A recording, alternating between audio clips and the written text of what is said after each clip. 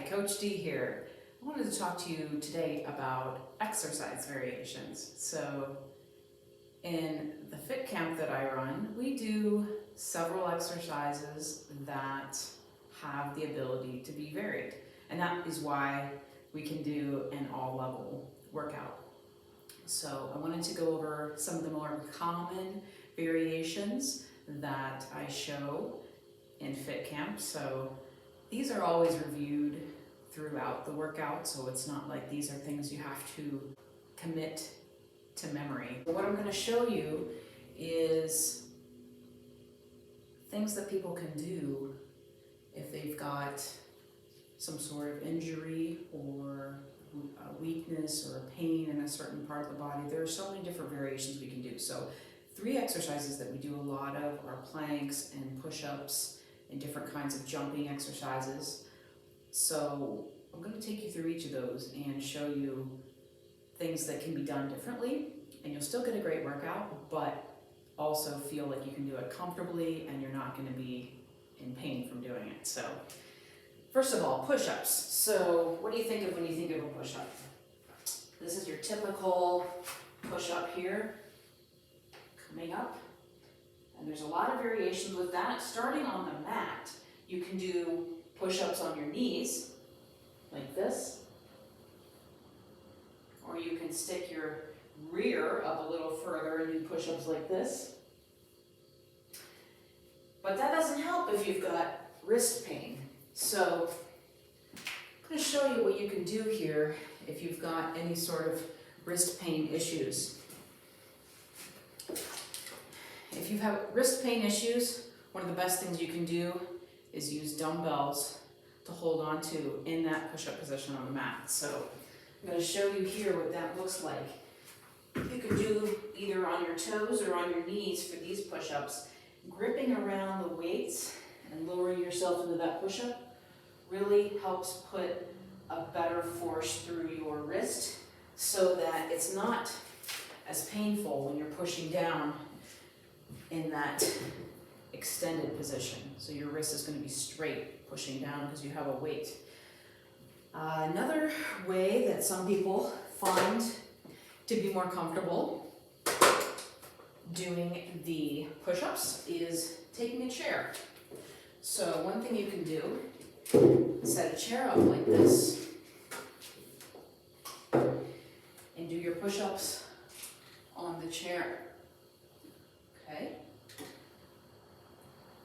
Still, we're running into a little bit of a wrist extension issue, so one more way that we can do that is at the wall. So you can have hands like this against the wall, going into push-ups like this, or you can have making a loose fist and pressing into the wall like that. So that way your push-up doesn't have that wrist extension that causes pain in some people with wrist issues. And last but not least, if all of those things still don't work for you, if you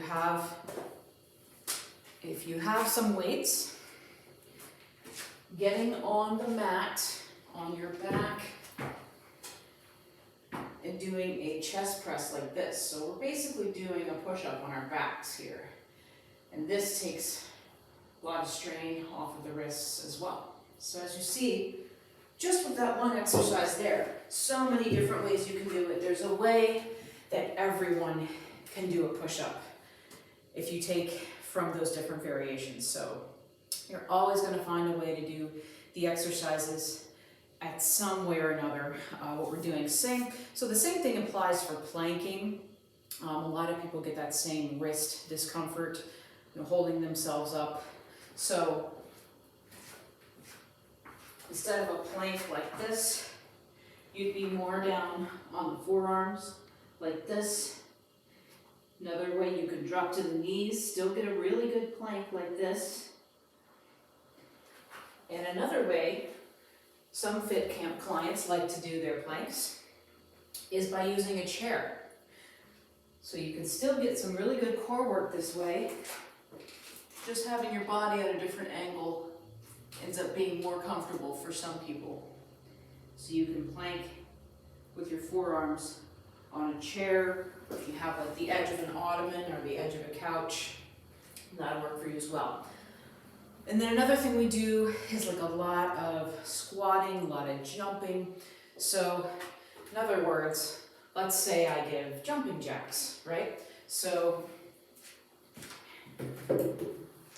for jumping jacks, you would be jumping out and in. But jumping isn't something that's comfortable for everyone, especially those who have certain knee and hip joint issues. So there's always a step out option like this. For anything that's jumping related, there's going to be a step option. So that is something that can work for you as well. And beyond that, really, you're paying attention to your range of motion, like with squatting. So some people you'll see have a squat where they can really get down further. And other people, this is as comfortable as it is range of motion wise. And that's okay, because I'm always going to be encouraging you to work in the range of motion that is challenging for you, but also comfortable for you. So I know when I look at the screen, not everyone's going to look the same, but I do trust that you're doing what is challenging for you, but was also comfortable for you.